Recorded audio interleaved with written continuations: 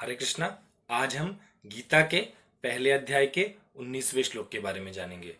तो वो है सघोषो धार्ता राष्ट्राणाम हृदयानि व्यदारयत नभश्च पृथ्वीश्चैव स्तुमुलो व्यनुनादयान। इसका अर्थ है कि वह भयंकर घोष धृतराष्ट्र के पुत्रों के हृदय को विदीर्ण कर दिया। वह भयंकर घोष पूरे आकाश और पृथ्वी में गूंजने लगा। अब यहां पर एक प्रश्न उठता है कि ये जो कौरव सेना थी, ये 11 अक्षणी की सेना थी और इन्होंने जब शंखवादन किया तो पांडव नहीं घबराए। संजय ने ऐसा कुछ बताया ही नहीं कि पांडव सेना घबरा गए, किंतु जब पांडवों ने शंखवादन किया तो ये कौरव सेना के मन में भय उत्पन्न हो गया।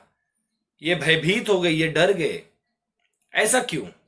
ऐसा इसलिए क्योंकि जब कोई व्यक्ति अधर्म, पाप, अन्याय, दुराचार ये सब कर्मों से दूर रहता है तो उस पर भगवान की कृपा होती है। भगवान हमेशा उसके साथ होते हैं, जिसके कारण उसके हृदय में भय नहीं उत्पन्न होता है और निर्भय होकर अपने कर्म करता है।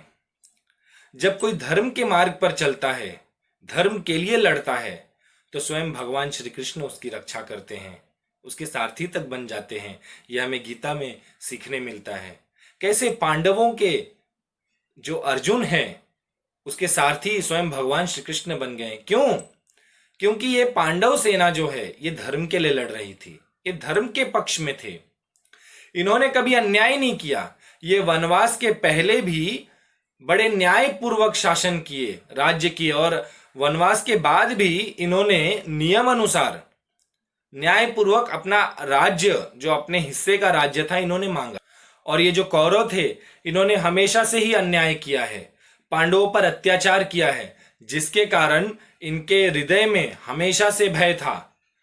इन्हें पता था कि पांडवों के ओर से श्री कृष्ण भी है, वो धर्म के लिए तो लड़ ही रहे हैं। भगवान श्री कृष्ण जो धर्म की रक्षा करते हैं वो स्वयं पांडवों की ओर से हैं, तो उन्हें ये पता था पहले ही से।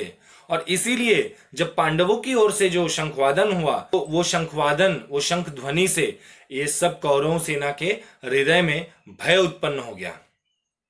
इसीलिए हमें कभी भी धर्म के मार्ग पर चलना चाहिए, अन्याय नहीं करना चाहिए, पाप नहीं करना चाहिए, जिसके कारण भगवान श्री कृष्ण की छत्र छाया हमें प्राप्त होगी और हम कभी भी भयभीत नहीं होंगे। कोई भी कार्य करने से हम डरेंगे नहीं।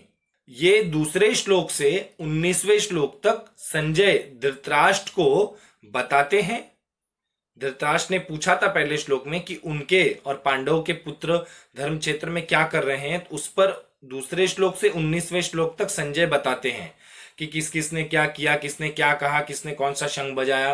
अब संजय भगवत गीता के प्राकट्य प्रसंग आगे के श्लोक से आरंभ करते हैं। आशा करता हूं कि आप सभी को ये श्लोक बहुत अच्छी तरीके से समझ में आया होगा। धन्यवाद। राधे राधे।